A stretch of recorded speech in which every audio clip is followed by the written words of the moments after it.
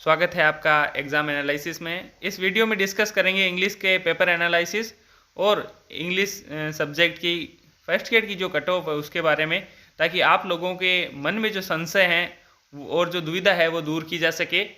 तो आप देख सकते हैं आपके सामने 2018 की जो 2 गुना सूची और जो मुख्य सूची है उसकी लिस्ट यहाँ दी गई है, आपके सामने स्क्रीन पे आपको दिखाई दे रही है। तो आप देख सकते हैं जो जनरल की 2 गुना की जो मेरिट गई थी पिछली बार वो 317 गई थी।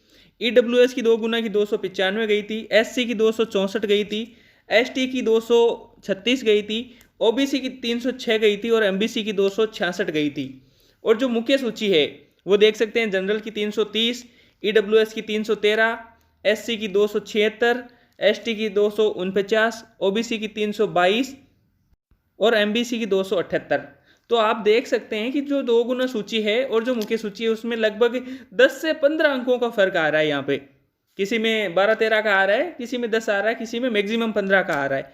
तो यही अनुमान आप इस बार के लिए लगा सकते हैं कि जो 2 गुना मुख्य सूची है, जो 2 गुना सूची है और जो मुख्य सूची यानी जो फाइनल रिजल्ट है उसमें लगभग यही जो गैप है यही ट्रेंड करता है। बाकी जो सब्जेक्ट है उनमें भी पिछले बार यदि अपन ने जो एनालिसिस किया है उसमें लगभग यही आ रहा है कि जो 10 से 15 अंकों का फासला आ रहा है, किसी में 20-22 का हो जाता है।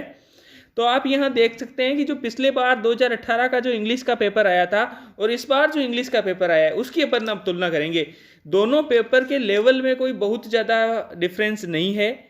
और एक कट ऑफ के लिए सबसे ज़रूरी चीज़ होती है कंपटीशन भी लगभग उतना ही है, थोड़ा सा बढ़ा ही है। हालांकि सेकंड ग्रेड और रीट भी साथ में है, तो जो थोड़ा बहुत बड़ा है वो उस तरफ से कवर हो गया है। इसके अलावा यदि पोस्टों की संख्या की बात करें इंग्लिश की, तो पिछली बार और इस बार में कोई ज़्यादा फर्क नहीं, यही 50-60 पोस्ट इस बार थोड़ी सी ज़्यादा है। यानी कि जो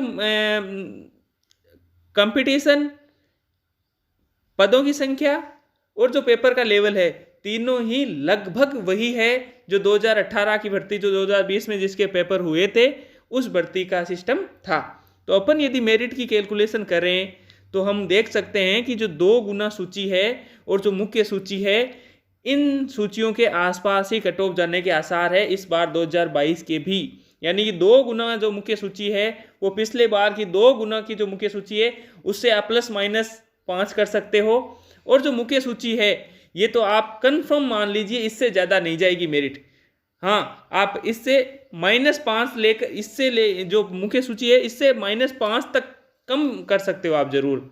यानी 325 से 330 जनरल मान सकते हो आप मुख्य सूची। यानी कि फाइनल रिजल्ट यदि आप सेफ जोन में देखना चाहें अपने आप को तो 225 से 230, और जिसके 325 से 330 और जिसके 330 से ऊपर है वो एकदम फुल सेफ जोन में। यानी कि जो पिछली बार की मुख्य सूची को जो क्रॉस कर रहा है ना उसके तो कोई दिक्कत ही नहीं है, वो तो एकदम फुल सेफ जोन में 101% में कह सकता हूँ।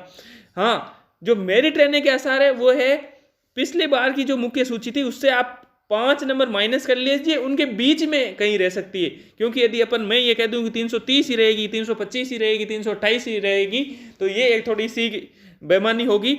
इस प्रकार के जो एनालिसिस हम नहीं करते, लोगों को एकदम बेवकूफ़ बनाने का काम नहीं करते।